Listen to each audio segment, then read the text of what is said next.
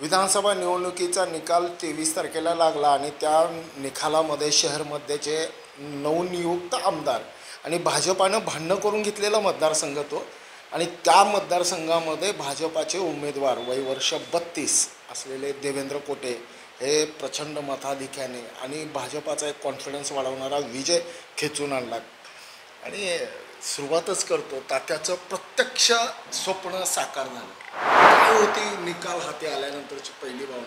खूप भारावून गेलेलो होतो। अनेक वर्ष ज्या पदाची होलकवणी तात्यांना आणि कोठे परिवाराला मिळत होती तो क्षण माझ्यासाठी खूप भाग्याचा होता आणि याचं सर्वस्व श्रेय मी आदरणीय देवेंद्र फडणवीस साहेबांना देतो की त्यांनी सुरुवातीला तो विश्वास व्यक्त केला आणि मला पालकत्व स्वीकारतोय हा शब्द दिला आणि मी त्यांच्यावरती विश्वास ठेवला। अनेक जण म्हणायचे अरे मतदारसंघाच नाही आहे, तू कुठल्या अनुषंगाने हा निर्णय घेतोय, परंतु सगळ्या गोष्टी अशक्य वाटत असताना केवळ त्यांनी जी रणनीती आखली होती त्यातनं त्या सगळ्या गोष्टी त्यांनी जुळवून आणल्या आणि फक्त मी नावाला उमेदवार होतो, सगळी निवडणूक त्यांनी हाताळली आणि त्यांच्या मार्गदर्शनामुळेच हा इतका मोठा ऐतिहासिक असा विजय शक्य झाला आणि तात्यांचं स्वप्न पूर्ण झालं याचा मनाशी खूप आनंद आहे।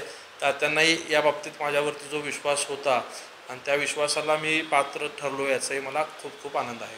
सोलापूरकरांना सांगण्याची गोष्ट ही अशी की शहरमध्येची रचना विष्णुपंत कोटे यांनी केली होती आणि तेही प्रणिती शिंदे यांच्या उमेदवारीसाठी आणि त्याच मतदारसंघाची शेवट इलेक्शन हे देवेंद्र कोटे यांनी विजय संपादन करून त्या म्हणजे खऱ्या अर्थाने ते सार्थक झाल्यासारखं वाटतं की तात्याचं स्वप्न तिथंही होतं। आणि आणखी एक प्रश्न की 3 टर्म काँग्रेसकडे हा असलेला मतदारसंघ अगदी बारीक बारीक गोष्टी ह्या नियोजनपूर्वक होत्या आणि 3 टर्म होत्या। आता तुम्ही आलात, काय चेंजेस असतील, काय विकासाची नवी संकल्पना असेल?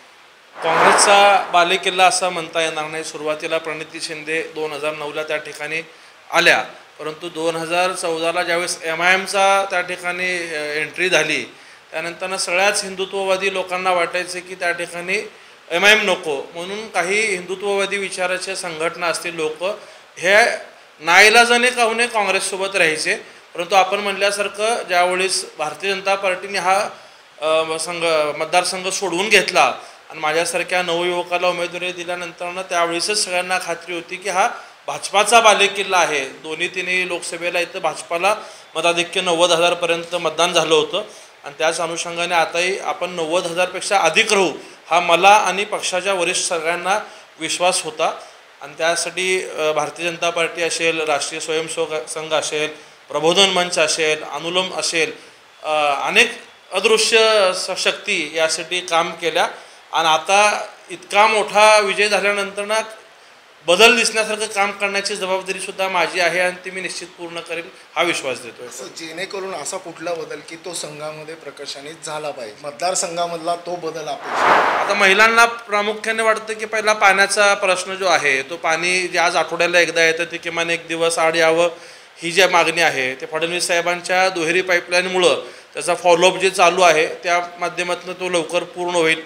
पूर्व भागातले प्रश्न विशेषतः MIDCतले वेगळे आहेत, तिकडं मूलभूत सुविधा रस्त्यांचे नाही आहेत, यंत्रमागधारकांसाठी किंवा गारमेंट लोकांसाठी जे प्रश्न आहेत, लोधी समाजातल्या आणि मोची समाजातले जे सगळे बांधकाम ह्याला निगडीत कामगार वर्ग आहे त्यांना वाटतं की शासनाच्या स्कीम्स अद्यापही त्यांच्यापर्यंत पोचलेले नाही आहेत, त्या पोचवण्यासाठी विशेष असे उपक्रम राबवणं, सेटलमेंट भागातलं घरकुलचं प्रश्न आहे, त्याचबरोबर त्यांच्या आरक्षणाचा जो प्रश्न आहे, काही ठिकाणी वेगळ्या ह्याच्यातनं आरक्षण मिळतं आणि एका ठिकाणी वेगळे असे प्रश्न जे शासन दरबारी प्रलंबित आहेत त्यासाठी पाठपुरावा करणं ज्यातून लोकांना विश्वास पात्र ठरेल की बाबा आपण आपल्या हक्काच्या माणसाला निवडून दिलं आणि आपल्या माणसाने आपले कामं केलेले आहेत। हे करून मोची समाज हा प्रामुख्याने पूर्ण कामगार वस्तीत राहणारा वर्ग आहे, त्यांच्यापर्यंत शासनाच्या कुठल्याही योजना पूर्णतः पोचलेल्या नाहीत, त्या जास्तीत जास्त कशा पोचवता येईल यासाठी निश्चित प्रयत्नशील असतो। दादा 15 तारखेपर्यंतची निवडणूक ही आम्ही म्हणजे टसनची होती। आता मी तुम्हाला एक प्रश्न विचारतो, लढत ही जी होती ती लढत कोणासोबत होती? नाही, MIM सोबत की काँग्रेस सोबत? सुरुवातीला महाविकास आघाडीची सोबतच ती निवडणूक होती, परंतु बाबा मिस्त्रींचं नाव रद्द करून ऐन वेळेस जेव्हा काँग्रेसने उमेदवार बदलला त्यानंतरनं ती निवडणूक अप्रत्यक्ष काँग्रेसनेच MIM-कडे दिल्यामुळं लढत ही 4 तारखेपासून MIM-सोबतच सुरू होती. नक्कीच MIM सोबतच होती आणि शेवट देखील काँग्रेससोबतच होती. पण जाता जाता 23 तारखेच्या राजकारणानंतर महाराष्ट्राच्या राजकारणाचे समीकरण आणि चर्चेचा विषय जसा होता आणि आहे त्याच पद्धतीची चर्चा सोलापुरात देखील आहे. सगळ्यात कमी वयवर्ष असलेल्या आमदारांना मंत्रिपद देण्याची शक्यता दाट वर्तवली जाते आणि तशी चर्चा केली जाते. तशी आशा आहे. मी वयाने खूप लहान आहे, पहिल्या टर्ममध्ये आमदार झालो आहे. पक्षात माझ्यापेक्षा खूप वरिष्ठ काम केलेले लोक आहेत, त्यांनी आमदार व्हावं, त्यांना अनुभव आहे अशी माझी इच्छा आहे. त्यांनी मंत्री व्हावं अशी माझी इच्छा आहे. मी मात्र एखाद्या मंत्र्यांकडनं जे अपेक्षित काम आहेत ते आमदार म्हणून त्या वरिष्ठ मंत्र्यांच्या मार्गदर्शनानं करेल हा विश्वास तुम्हाला देतोय. येणाऱ्या काळात देखील देवेंद्र कोटे हेच मतदारसंघाच्या विकासासाठी आणि वरिष्ठांची मनमर्जी सांभाळण्यात यशस्वी होतील यात मात्र शंका नाही. ब्रेन न्यूज करता यासिन शेखसह मी नितीन पात्रे.